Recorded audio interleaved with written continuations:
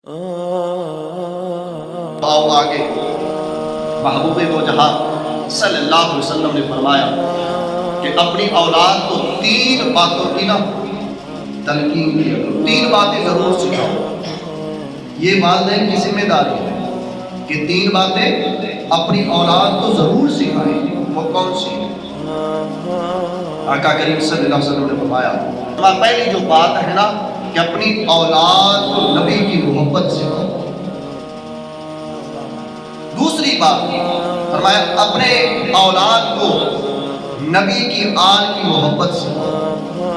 तीसरी फरमाया अपनी औलाद को ना तिलावत कुरान की मोहब्बत सिखाओ। ये 3 बातें आका ने फरमाई। ये औलाद के लिए वालिदैन की जिम्मेदारी है। आप बताओ अपनी औलाद को मोहब्बत कैसे सिखानी है? मैं उसका तरीका आपको बताता हूँ। अगर आपको समझ आ जाए तो फिर ज़बान हिलनी भी चाहिए, ना आए तो फिर जिस तरह बैठे हुए बैठे हुए। मोहब्बत कैसे सिखानी है? आप अपने बेटे को बुलाएं, पास बिठाएं, गोदी में बिठाएं और ये ना कहें कि बेटा हम जिस नबी का कालिमा पढ़ते हैं ना वो नबी तो हमारे जैसा। ऐसी मोहब्बत न सिखाएं कि जिस नबी को हम मानते हैं ना उसे तो दीवार के पीछे का इल्म है, वो तो हम जैसे हैं, वो तो कालिमा पढ़ा के चले गए भाई। अरे भाई ऐसी मोहब्बत नहीं, बल्कि ऐसी मोहब्बत सिखा। अपने बेटे को पास बिठा के फिर उसे कहा बेटा जरा आसमान की तरफ तो सर उठा। जब वो आसमान की तरफ देखे तो फिर तू कहे बेटा वो चांद नजर आता है? बेटा कहेगा जी पापा नजर आता है। फिर तू कहे अगर मैं उस चांद को बुलाना चाहूं तो आएगा? बेटा कहेगा नहीं। तो फिर उसे कहे बेटा जिस नबी का हमने कालिमा पढ़ा है उस नबी के उंगली के इशारे से चांद 2 टोटे होकर कदमों में आ गया। मैंने पहले कहा अगर समझ आए जिस नबी का हमने कलमा पढ़ा है वो नबी अगर इशारा करे तो चांद कदमों में आ जाए। ऐसी मोहब्बत सिखा। किस तरह की मोहब्बत? बेटे को गोदी में बिठा फिर कहे बेटा वो जो हमारे दरवाजे पर दरख्त लगा है अगर मैं बुलाऊं तो क्या आएगा? बेटा कहेगा कभी भी नहीं आएगा। फिर कहे हम जिस नबी को मानते हैं उस नबी के इशारे से वो दरख्त, अरे भाई जमीन का सीना चीरता हुआ नबी के कदमों में आ चुका है।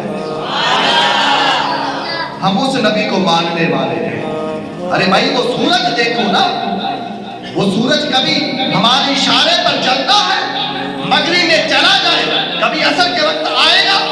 बेटा कहेगा पापा ये कैसे हो सकता है? जब डूब गया तो फिर वापस नहीं आता।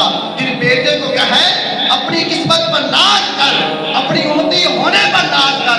जिस नबी का मैंने और तूने कलमा पढ़ा है वो नबी इशारा करे डूबा हुआ सूरज असर के मकाम पर ये मोहब्बत सिखाना। वो मोहब्बत ना सिखा तो बताओ ऐसी मोहब्बत सिखानी पड़ेगी कि नहीं? जब ऐसी मोहब्बत सिखाएगा तो बताओ उस बेटे के दिल में नबी की मोहब्बत पैदा होगी कि नहीं होगी? अहमियत पैदा होगी कि नहीं होगी? दूसरा कलमा नबी की आल की मोहब्बत सिखा। वो कैसे सिखाएंगे? उसे बता अरे भाई जिस नबी की आल को हम मानने वाले हैं उस हुसैन के गद्दार होते इस दीन की खातिर तन मन धन सब कुछ कुर्बान कर दिया। अरे भाई अली अकबर कुर्बान किया, अली असगर कुर्बान किया, हत्ता के सब कुछ कुर्बान कर दिया, लेकिन ना रब की नमाज छोड़ी ना रब का कुरान छोड़ा। ऐसी मोहब्बत सिखा। तो बता जब ऐसी नबी की आल की मोहब्बत सिखाएगा तो ये तेरी औलाद कभी कुरान से या रब की नमाज से दूर होगी? तो बता ना, ये हमारा फर्ज है। तीसरा फरमाया कि नबी को कुरान की मोहब्बत सिखा।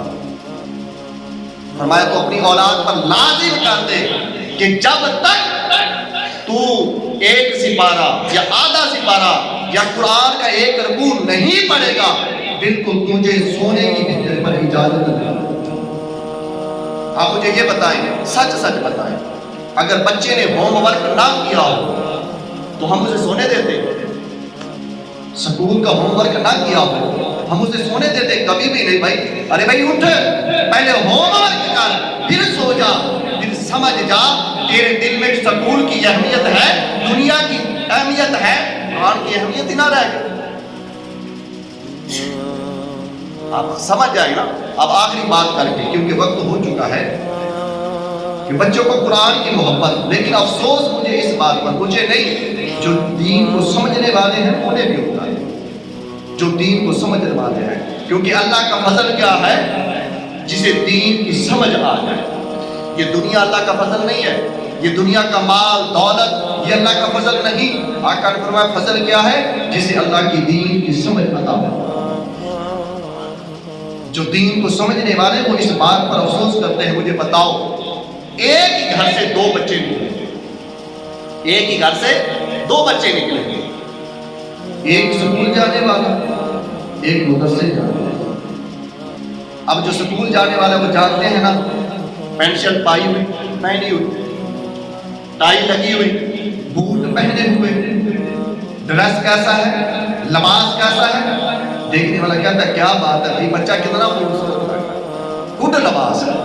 ایسا ہی ہے نا کہ یعنی جس نے سکول جانا ہے باپ بھی تیار کرتا ہے، ماں بھی تیار کرتی ہے بھائی، اور جس غریب نے مدرسے جانا ہے، اب جب وہی اس دروازے سے نکلا، سادہ سا لباس، لیلن کی ٹوٹی ہوئی جوتی، سر پر ٹوپی، پوچھنے والا پوچھے بھائی یہ میری اولاد نہیں، وہ بھی تیرا بیٹا، یہ بھی تیرا بیٹا، وہ دیکھ کیسے جا رہا ہے، یہ دیکھ کیسے جا رہا ہے، تو اس میں فرق کیا ہے؟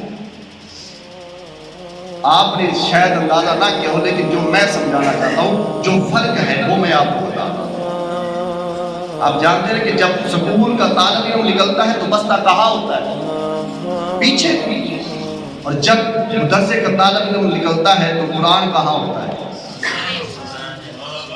قرآن کہاں ہوتا ہے؟ سینے پر۔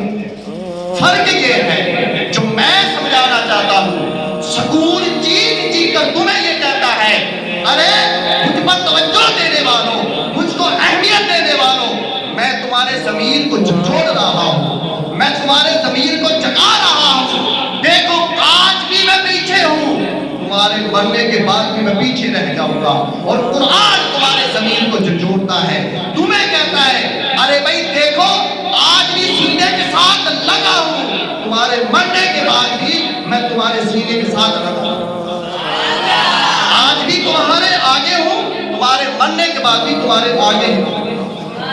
تو بتاؤ کس کی اہمیت ہے؟ یہ جو پیچھے ہے کہ جو آگے ہے؟